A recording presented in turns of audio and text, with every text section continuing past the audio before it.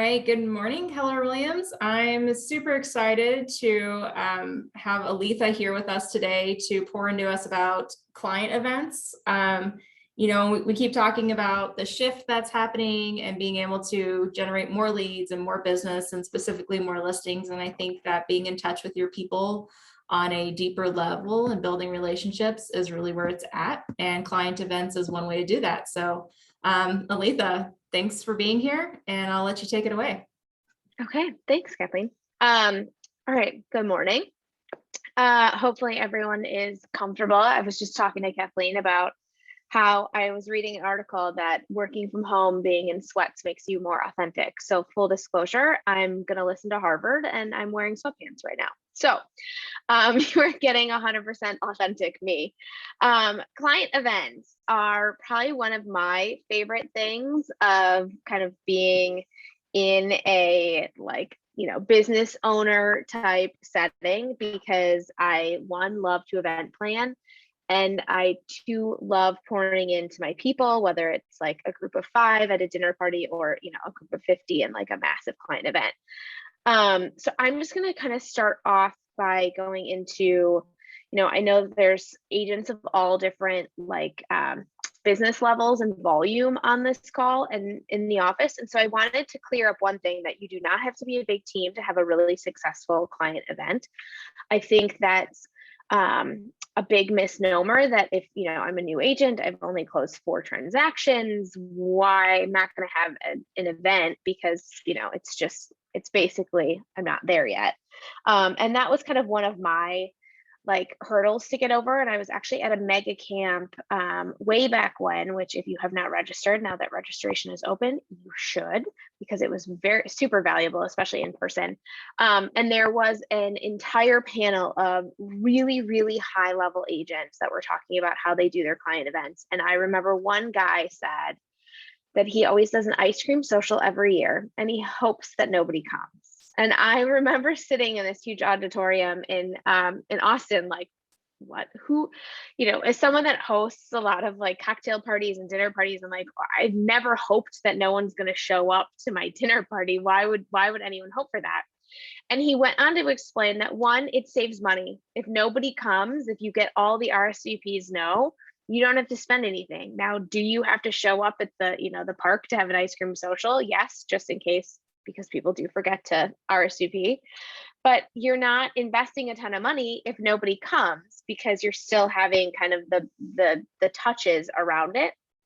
And 2, he went on to say that despite having a huge expansion team, his team members still had kind of their own little events on sub team events, if you will. So it's really easy to do it if you have, let's say, for example, you have, you've closed 4 transactions and you have currently 4 clients looking for houses. You now have 8 clients that you can invite to an event. You don't have to wait for everybody to close.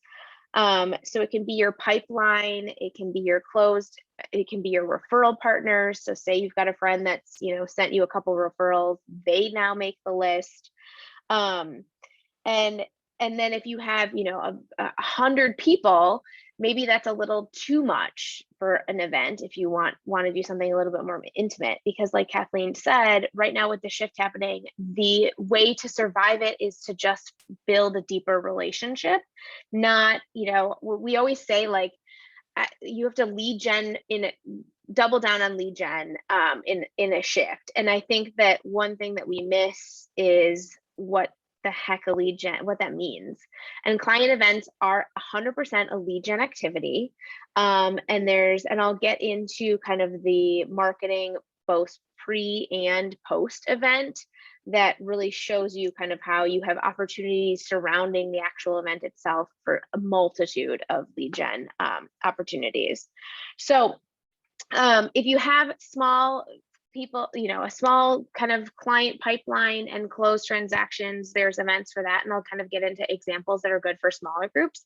And then if you have a ton of people, you can do one of 2 things. You can have a massive event Or you can divide your client base into what I call subcategories. So one thing that I've done is I've done Valentine's Day parties for my clients that have small children.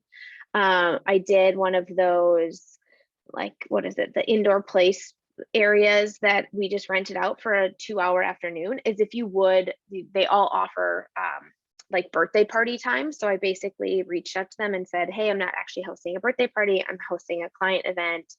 Can I, what's the rate for renting? It was like Bug and Goose play space in Mequon. And I did 2 hours there. And so then I broke down my client list. Command's really easy because it lets you tag all your clients. So you can create the tag of children under 10 or children over 10 or things like that. So you can break it down to your clients. For this particular event, I did clients that had children under about 6. And they all came for, they decorated Valentine's Day cards and cookies. And I just had popcorn and juice boxes for 2-3 hours the weekend before Valentine's Day. Parents were able to, bring their little kids something to do in the middle of winter, got takeaway Valentine's crafts, and it let me, hang out with my clients for a couple hours. So that's one example. Other ones are obviously your classic picnic, which my team's doing, in June, which is next week already.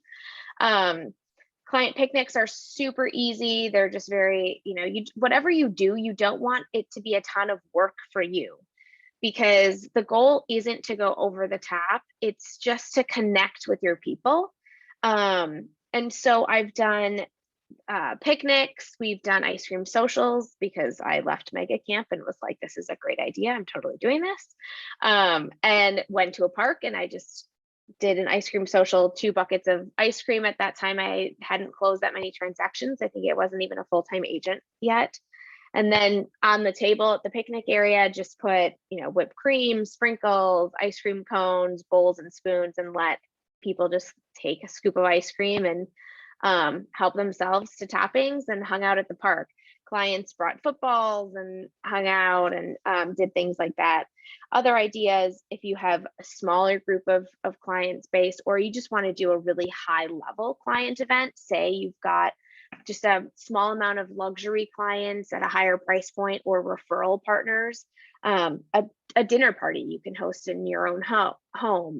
Or a nice dinner out. And I'll kind of get into how to pay for those, because if you've only closed a couple of transactions, or if you've closed 1 million transactions, if you don't have to pay for it, don't pay for it. So I'll get into that in a minute.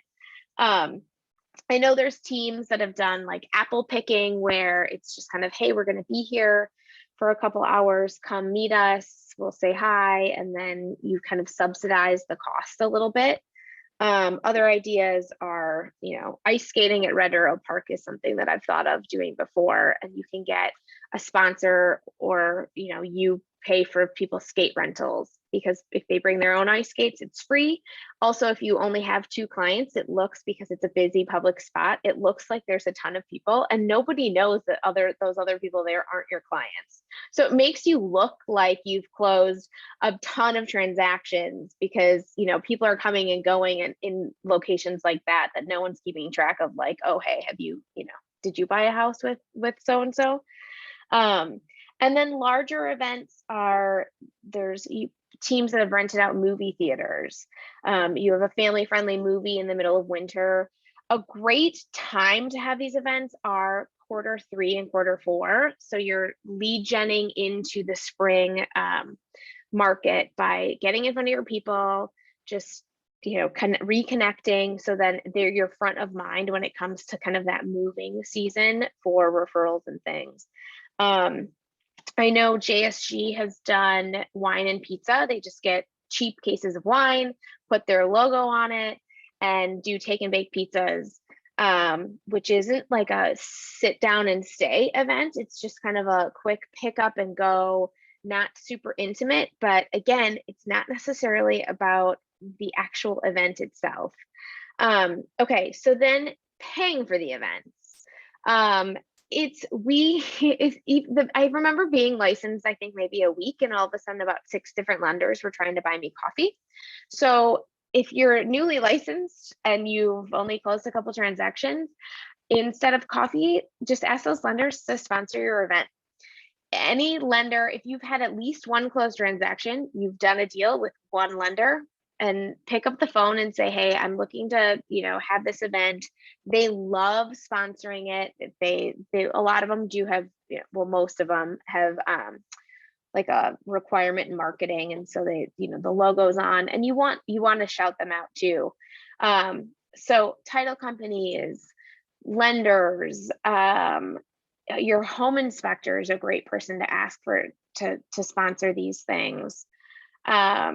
I mean, people, you can get really creative. My Valentine's party that I had a couple of years ago, I actually co-sponsored it with a nanny agency. We had so we kind of cross-marketed. So it wasn't just that they were paying for it. It was also that then they had clients that they invited too. So it was kind of a co-sponsored thing. And I saw that cross-marketing as a great opportunity, because if you're hiring a nanny, odds are you're probably growing your family. And if you're growing your family, you probably need a bigger house. So that was an idea that I had to sponsor for sponsorships. And then we also brought in a lender as well to kind of help offset the cost. So all in, I don't think I've ever paid really any money towards these events. I think I've had almost everything covered through sponsorships. I will say I've been to a couple of events, or I've seen social media posts of agents that have like a multitude of title companies and lenders sponsoring the same event. I would say if you can avoid it, and these guys are going to give you enough money to pay for it, don't. Having kind of that partnership or relationship just tends to look better for that relationship with the sponsor. So having 3 different lenders sponsor one event is you might be there for your clients, but as far as building the relationship with the actual sponsor, probably not the best idea. So any questions before I get into kind of the most important part, which is marketing and the system and process behind the events, about kind of ideas or what I've seen, or, anything with that? Aletha, when you're brainstorming for events, where do you start?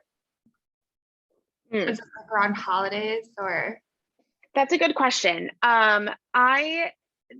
Based on like the season, I kind of look at like what people are doing. So right now, our event next month, or in the next week or two, is a picnic. The weather's nice, everyone wants to be outside, and everyone's in that kind of like post end of school year picnic mode. And it tends to be flexible. So yeah, I definitely take season into account. I've talked to a lender about doing a football watching view party at a bar. I also take into like the demographic of my client base. I don't have a ton of 30 something, no kids clients anymore. And so I'm not going to do like the bar happy hour client events, just don't hit well with my clients like they did a few years ago. So I kind of stay away from those, just because the goal is to not just, the goal is to connect on some level. You do want people to be there, because the deeper you can build a relationship, the stronger the likelihood is that they'll refer you out and use you again. But holidays, like I've done Valentine's Day, summer barbecues, like pumpkin, fall, so kind of seasonal things too. We did one this fall where it was actually at my house. I have like a really big pine tree in the front yard.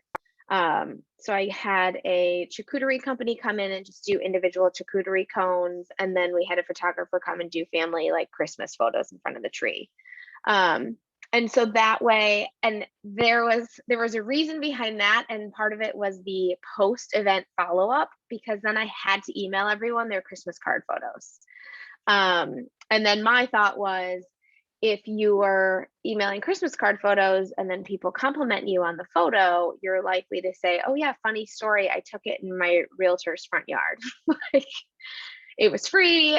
We had, an ice cream truck happened to drive by that day, so it was great, but they don't know that it was just by happenstance. Like, they think I paid an ice cream truck to show up to the event. And so there's like kind of a conversation behind their takeaway.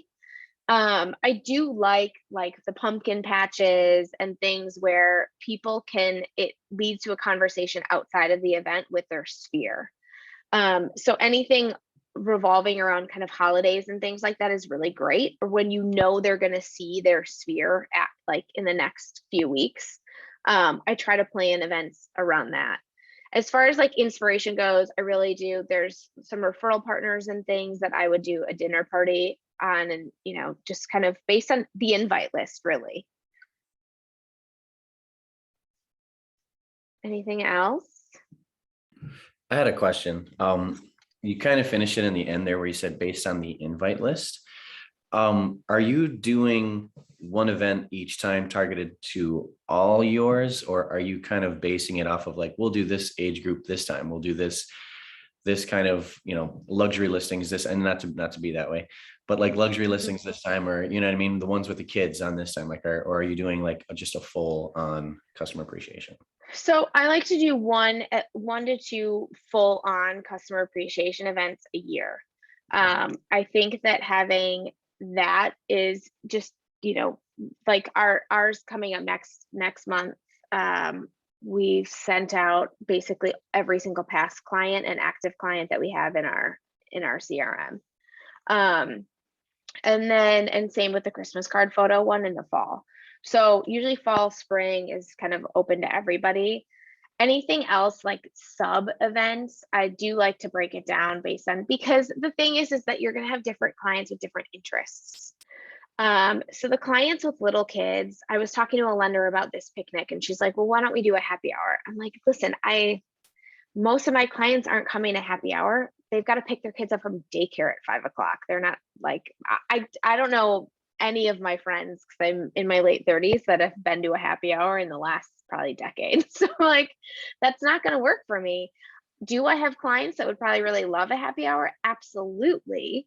It's not going to hit with like the broad spectrum of like my whole client list. So I'll probably do a little smaller happy hour for some of those clients as well.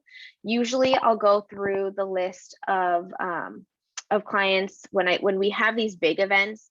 There's usually the no's, and then you kind of try to look at who's not coming to it and try to make an event that maybe is going to appeal to them.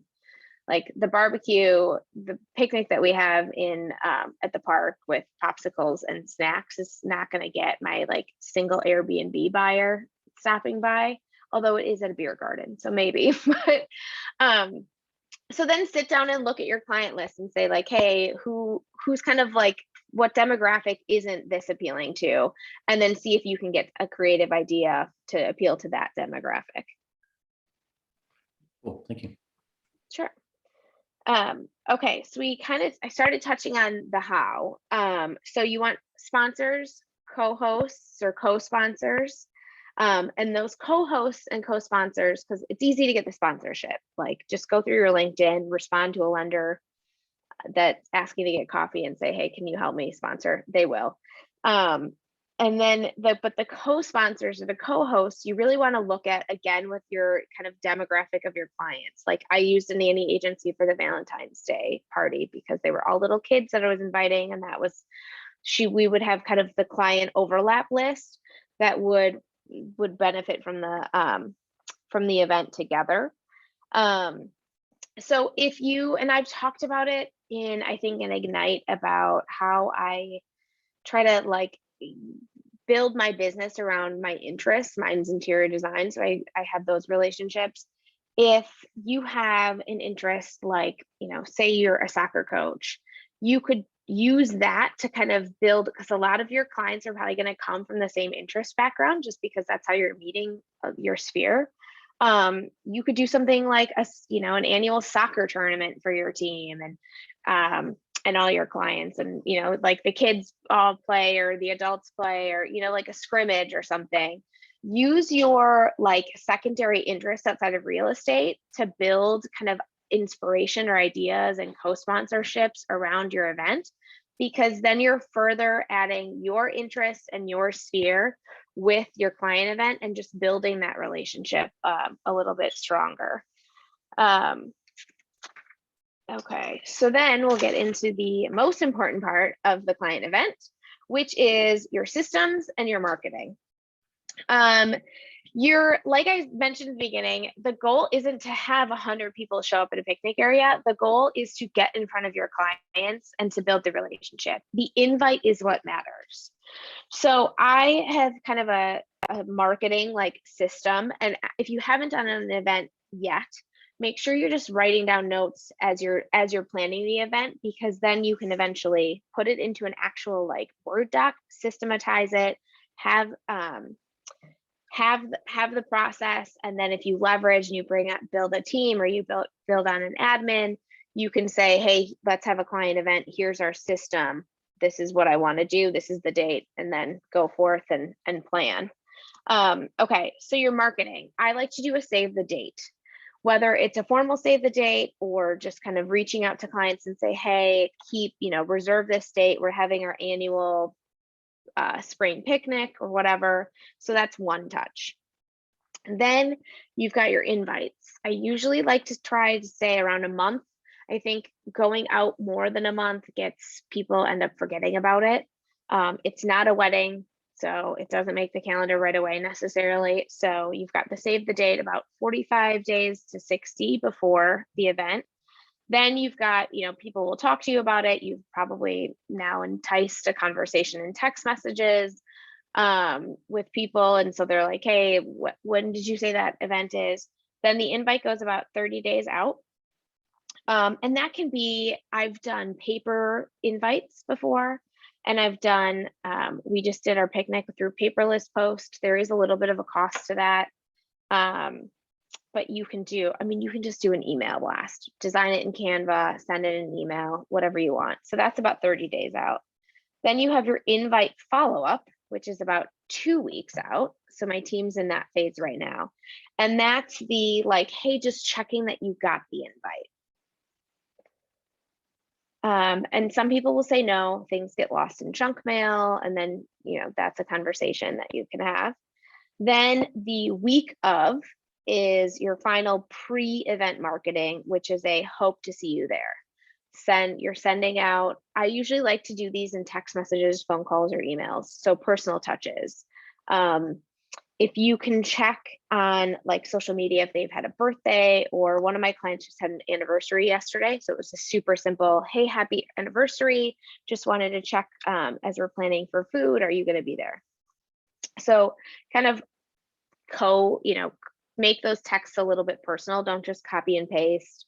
As your team grows and your client base grows, you may have to use like a text message system, but either way. So that's 7 days before the event is the hope to see you there. Then the day of event, make sure you're posting it on Instagram. You want to create FOMO. So the setup part of the party, you're running to Costco, you're at the store buying supplies, picking up balloons, anything. No matter what your event is, there's some sort of lead setup to it. So post pictures of that and say like, can't wait to see all my past clients at, wherever the event is. And then people that have like kind of followed you, maybe dabbling in the house, are like, oh, that's cool. They get, you buy a house with Danny, you get a party invite, like awesome. So the day of posts, you want to create the FOMO. Then take a bunch of pictures at the event, not necessarily for social media, but you want to try to get like pictures of families, pictures of your clients just meeting each other, for 2 reasons. You'll do post-event social media. It's just adding to your content library. Then you also want to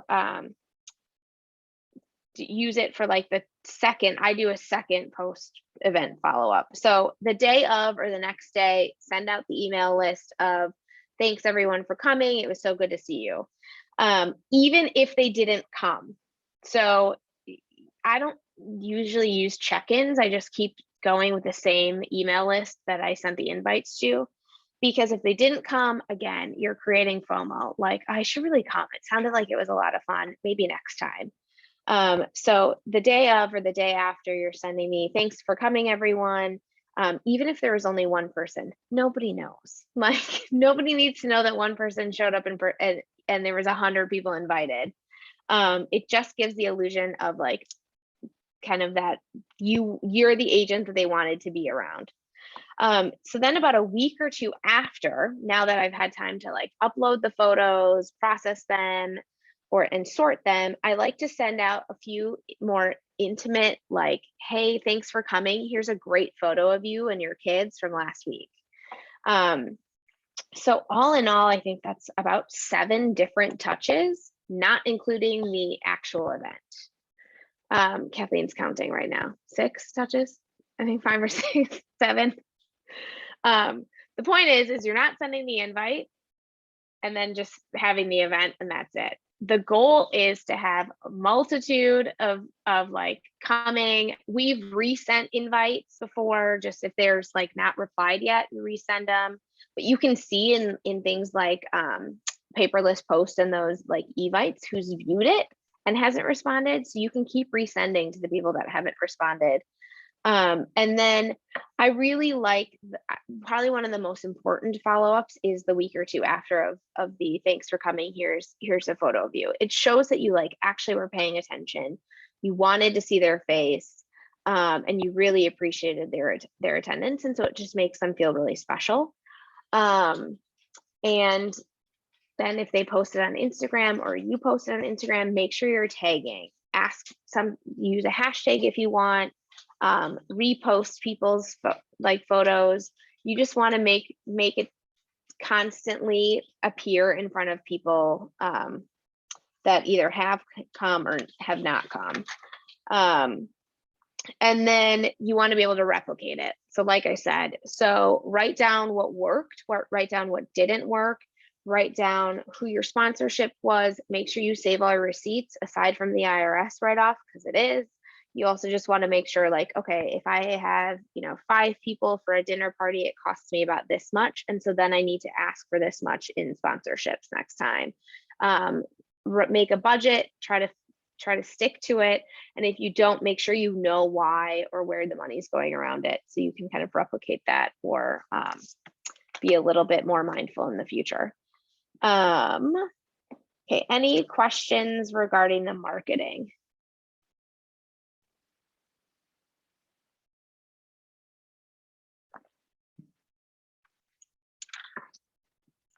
So I think the long story short is it doesn't matter what the event is, and it doesn't matter who or how many people are coming. It's really about the touches before. So we've got our, KW grand opening. If you guys aren't posting those, do it. Again, it's open to the public, so that should be going out to your whole sphere of co-brokes too. But it's not about who comes. It's not about who. I love it when people come to my client events because I'm social and I like having parties and stuff, but it really is about the FOMO that you're creating by having the event and making people feel like they missed out on something so fun, in part because they haven't bought a house with you yet or sold. So in order to get on the invite list, like, hey, how do I get invited to that? Well, talk to me about buying a house. So that's kind of the goal of the events. Yeah, and you can get really, really, really creative. So if anyone's had any creative events that they've had success with, like chime in now, because I'm always looking for new ideas as well. And I think that there's a multitude of ways you can take them, from small events to big events, public places, in your own home, like all sorts of ideas. Aletha, when you start with the marketing, are you doing that yourself or are you outsourcing it, like invites? Is it digital? Like, how do you do that? Now that I have an admin, it's outsourced. I mean, on the team, so not totally outsourced, but it's leveraged. But then when it comes to like the, hey, are you coming? Those come from me. So yesterday we sat in our office and just went through the invite list on who hasn't responded yet. And I just kind of named off names and I was like, is this your client? It's not my person, you know, and then we just went through and all of us just sat and texted our people and said, hey, are you coming? Part of it is we've got Pete's Pops coming to our picnic. And so we needed to get a head count for popsicles. So, and it's such a great reason to be like, hey, we're getting a head count for popsicles. Are you coming? Are you not coming? You know, we need to know. And a lot of people were like, oh my God, yes, sorry, I totally forgot to RSVP. And some of them were like, hey, we'll be up north, like really bummed we couldn't make it. Let's get together soon, which is kind of the response you want because Pete's Pops aren't cheap. So. And then when you're like creating the graphics and stuff, are you doing that? Like, how do you do that if you were an individual agent? I love me some Canva. And Canva and paperless post is, I think, is cheap up to a point, and some of the options are free as well. But yeah, go into Canva. You can honestly, if you search, like we'll use my picnic with Pete's Pops. If you search popsicle and summer popsicle, like the amount of graphics that pop up are plentiful. And it can be super simple. Like we've got a really plain invitation now because we sent it out and we weren't sure what we were going to do for food.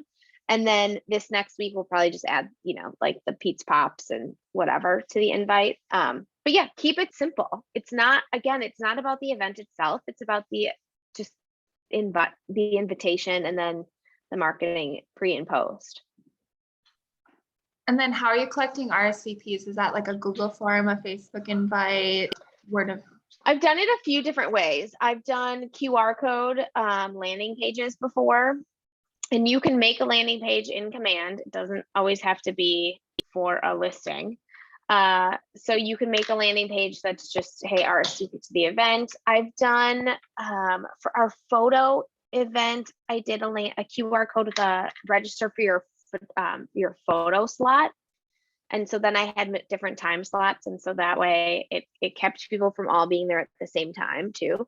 That's the other thing is I'm not big on it starts promptly at 3. I like to do kind of a block, like our picnics from 3 to 5, stop by, make it seem really casual. That way people can stop by on their way of running errands and just say hi, things like that. But the RSVP is, we do have an RSVP date almost always, just for head count and things like that. And like I said, I've done email responses. When I was really small, I just had them text me. And I think the landing page is great because you can also put on, if you have like something flexible, like a picnic or, you know, ice skating or something like that, you can put, feel free to invite friends, share the invite link, things like that. And then if you have a landing page, you're collecting email data, which is great because you just grew your marketing list. So yeah, anything else regarding kind of the like nitty gritty stuff? No. Okay. Can you go into detail about what you're doing for our event on June 2nd and the invites and how to get people there? So I did paper invites for June 2nd. There's hard copies in the office, so if you haven't invited people, there's plenty of time, especially because that, like, one of our demographics for the June 2nd invite, our party, is other agents, and other agents don't necessarily know their schedule. So if they get an invite in the mail 3 days before and can stop by, like, it's not that big of a deal. But I like to make things like that, like a toast or a dinner party, feel a little bit more special for people. So I have a wax seal. So I sent out my invites. I sent out invites. This is what you were asking. In just the ones that I picked up from the office, I have a wax seal gun, and I was sitting in Lake Country's office last week. That's why Britton's asking this. And I hand wrote notes on more of them, and then wax sealed them when I got home and put the stamp on it. And I wax sealed it with my logo. I think they're $50 on like Etsy. You can get your logo uploaded onto like a metal stamp, and then you get a wax seal. It's like a glue gun for the wax sticks. That way when agents get it, because I'm assuming that the agents that I'm sending these invites to are also getting invites from other agents. I just wanted mine to feel a little special. So, and it's same for client events. Like, it's just kind of making people feel recognized, remembered, and seen, and things like that. That I think if there's ways that you can do it around events, by all means. And the wax, it's like a one-time $50 thing. And who is not opening an envelope with a wax seal on it? For sure, they're going to be disappointed that it's not like a gala or a wedding, but you know, it's the KW gala, so they should be very honored. Yeah. Oh, the other thing too is if you want to do paper invites for like a smaller crowd, Canva's printing costs are crazy inexpensive. Definitely do that if you have a really small crowd of, like, if you're doing a more intimate dinner party or something for like referral partners. Because I think it's important to have events, like if you have a few different lenders that have referred you to places or to clients, to honor those people too, but not having them in a position where they're competing against each other. So dinner parties, I think, are a great option, or cocktail parties, but go with, like, I think it's the matte or the unfinished on Canva. Feels really high quality, almost like it's from Moo, and it's really inexpensive. But I'm a big fan of paper invites. I think for our two big client events, it's just too many people at this point. Like, but yeah, I love a good paper invite and a wax seal. Have you ever used our Fedex discount? I have not, because I'm the most impatient human on the planet and I need immediate gratification. Does everybody know we have a Fedex discount? It's on the KW website, like on our little KW personal intra office website. It's right there. You copy and paste it. I will say this, Britton, I have emailed them about it, but in the meantime, while waiting for the response, I just ordered it from Canva because, like I said, I'm impatient, need immediate gratification. And their printing costs are about the same. So. And it's in Glendale. And is it in Glendale? Okay, which here, if you guys are not near the North Shore office and want to take advantage of that printing, there are agents all the time, myself included, that go bounce between the 3 different offices on a very regular basis. Always, like, you can place an order and just text on the Facebook, hey, can anyone pick up my FedEx printing order and bring it to the Lake Country or the Tosa office? So I'll talk about that for a second on the leverage of these event things. If you have other agents that you want to, like, co-host a client event, you know, they've already bought, you're not competing for new clients with these with people, and leverage a little help to help you plan, or, you know, pay somebody a couple $100s to, like, hey, run like a runner on, you can use Key Please, like, can someone pick up balloons and bring it, like, leverage the KW network. You don't have to feel completely overwhelmed by hosting an event, especially if you're not, like, if that's not your nature to host events. Ask other agents for help. It's, you know, that's kind of what we do here. So any other questions about client events? I'm curious, has anyone else done a client event that's like, you know, a super fun, creative idea that was successful? When I was with my buddy Alex, we actually did the rage room. He went and basically paid for anyone to go inside the rage room, which can kind of get a little pricey. So I wouldn't recommend that. I wouldn't do that because I don't have a whole lot of clients right now because I'm newer. But there was that, and then he put like 2 food trucks on the outside, so it gave those food trucks the opportunity to make cash. There was their marketing free for them, and then people, it was this play on, like, the market's frustrating, come out and take your anger out in the rage room type of thing. But it totally worked out. Smart. And you can get, like I said, Danny, you shouldn't be spending any money on your client event.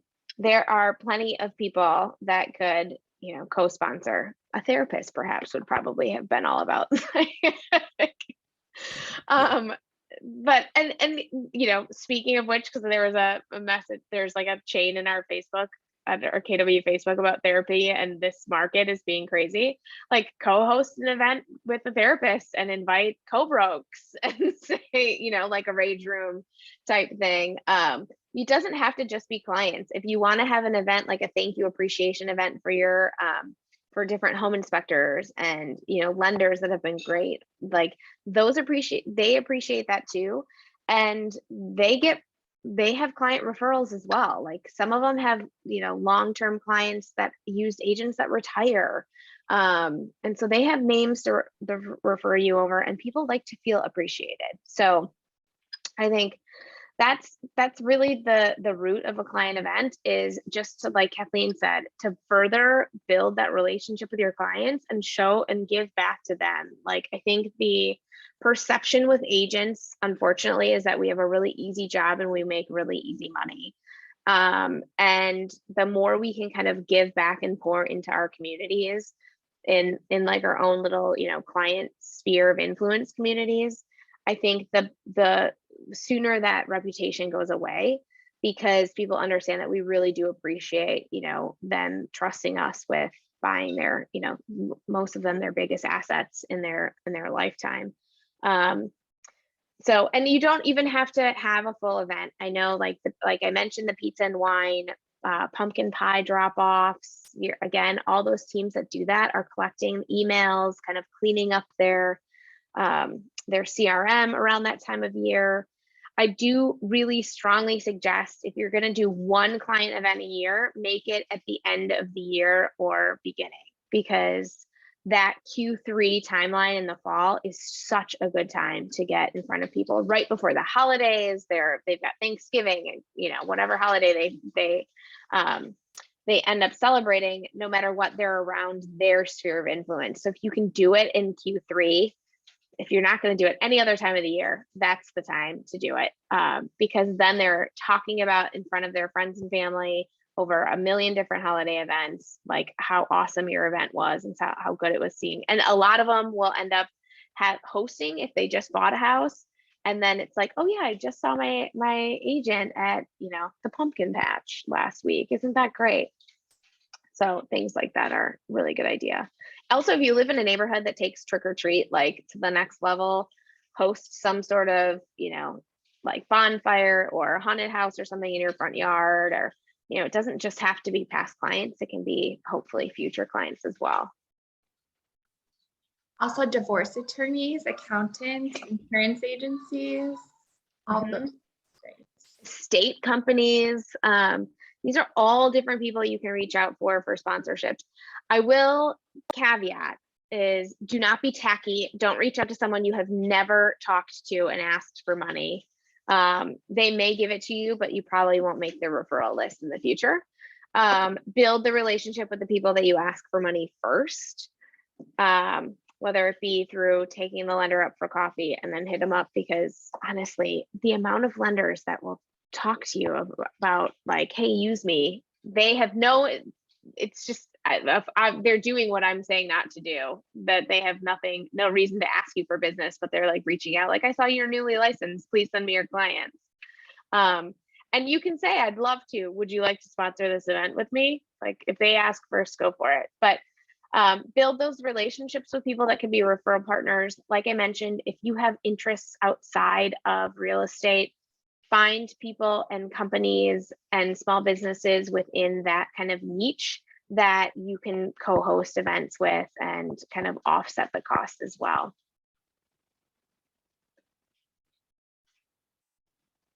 So anything else? That's kind of it. Long story short, build a system around your marketing, and the event can be whatever you want it to be, whenever you want, as long as you have that system and process before and after. It's pretty easy, and the event just kind of gets plugged in.